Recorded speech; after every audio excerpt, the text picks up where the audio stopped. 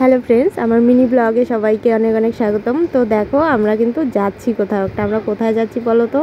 আমি, আমার মা, তারপর আমার এক মামি আর এক মাসি আর বোন। তো আমরা কিন্তু গিয়েছিলাম একটা কাজে।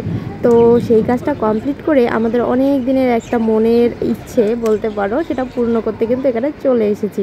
তো ইচ্ছেটা কি বলো তো? এই দেখো আমরা চলে এসেছি নদীতে। আর এই নদীতে ওই দেখো ঘরের মতো একটা দেখা যাচ্ছে, তো ওখানে কিন্তু একটা নৌকো আছে। আর ওই পারে নৌকোটা ছিল, বলতে বলতে দেখো নৌকোটা এবারে চলেও এসেছে। তো আমাদের অনেক দিন ধরে ইচ্ছে ছিল যে আমরা এই নদীতে গিয়ে এই নৌকোটাতে উঠবো। তো এই নৌকোটা কিন্তু মেনলি এখানে রাখা আছে এপারের লোকজন ওপারে যাতায়াতের জন্য, আর ওপারের লোকজন এপারে আসার জন্য।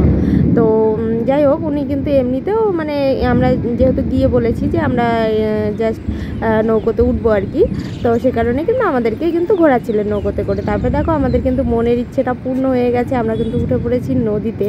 আর ওইদিকে কিন্তু মা আর মাসি কিন্তু প্রচণ্ড ভয় পায়, ওরা কিন্তু নৌকোতে কিছুতেই উঠবে না। তো ওরা কিন্তু ওঠেনি, আর আমরা তিনজন উঠে পড়েছি এখানে, আমি, মামি আর বুনু। তো উঠে এত ভালো লাগছিল। আমরা যেহেতু গিয়েছিলাম 5টা 5:30 এরকম সময়, তো সে সময় কিন্তু সূর্যাস্ত হয়ে গেছে। দেখো তোমরা, আকাশে সূর্য নেই। তো পরিবেশটাও এতটা ঠান্ডা ছিল আর হাওয়া দিচ্ছিল। তো গিয়ে কিন্তু নৌকোতে উঠে কিন্তু অনেক কয়েকটা রিলস করে নিয়েছি, মামিও করেছে অনেক কয়েকটা রিলস। তো মানে পাগল হয়ে গিয়েছি বলতে পারো, ছোট বাচ্চার মতো করছিলাম কি করব না করব, কারণ অনেক দিনের ইচ্ছে। আমি অনেক বছর আগে উঠেছি নৌকাতে।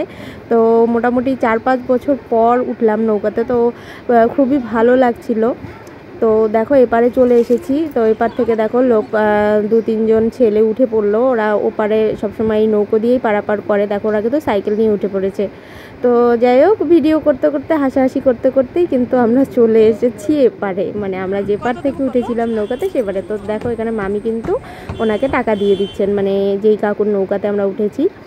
তো সবাই মিলে কিন্তু খুব ভীষণ এনজয় করলাম, খুবই ভালো লাগলো, মনের ইচ্ছেটা পূর্ণ হলো। তো তোমাদের সঙ্গে একটু শেয়ার করে দিলাম। আর এখানে দেখো বুনু কিন্তু কিছুতেই নামতে চাচ্ছিল না নৌকো থেকে, মামি ওকে বারবার ডাকছিল।